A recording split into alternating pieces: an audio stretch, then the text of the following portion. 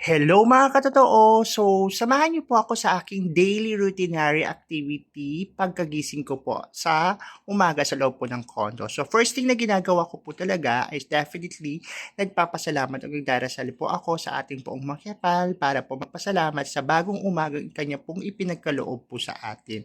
So, we have to give back lamang po lahat po para sa kanya. So, after po yan, konting stretching lang, unat-unat, pasweet. Ganon. So after po, binabati ko lamang po yung sarili ko at binubuksan ang bintana at sinasabing good morning to everyone para at least positive lamang po ang umaga natin. And then after po niya, syempre kailangan nating magbawas ng mahabang oras ng ating pagtulog. Kailangan nating magbawas. Ganon. And then after po, syempre kailangan din nating mag-freshen up, maghilamos, so, yan po yung ginagawa ko rin every morning. So, kailangan nating maghilamos sa hindi natin masyadong kagandahan na face. Ganon.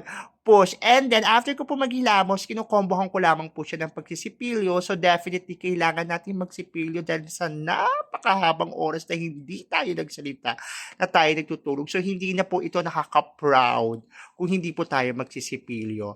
So, after ko po mag-brush at maghilamos, so, sinasabayan ko rin po ito ng konting exercise. Very, very sweet exercise lamang po yan. So, mga 5 to 10 minutes lamang po. So, hindi po ganun ka-hard flex ang aking exercise. Very sweetness, very nakakabababae lamang.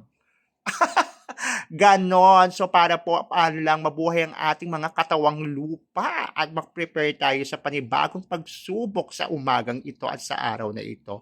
So after ko naman po mag-exercise, ang next ko pong gagawin ay mag-prepare na po ng aking breakfast na very light lang. So ang aking pong breakfast is just an oatmeal. And then, kinukombohan ko lamang ito ng napaka-very sweet na hard-boiled egg.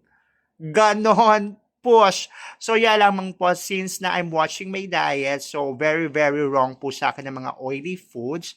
So, yan lamang po ang ating breakfast for every day. So, since I'm watching nga po my diet. So, after ko po yan ma-prepare, ihahanda ko lamang po siya sa napaka-soft naming lamesa. Kailangan talaga may soft, ganon. So, kinukombohan ko rin po ito ng aking tubig na pinakuluan. So, parang ako po ay pinakuluan ng 10 oras para lumampot at maging marshmallow.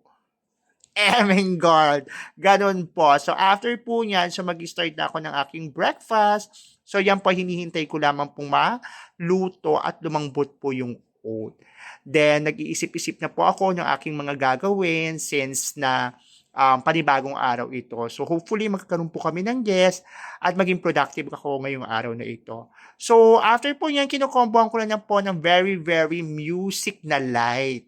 So yan po ang eksena ko. So yan lamang po ang aking daily routinary activity tuwing umaga. So salamat po sa inyong panonood and see you again for my next video. Bye everyone! Wow!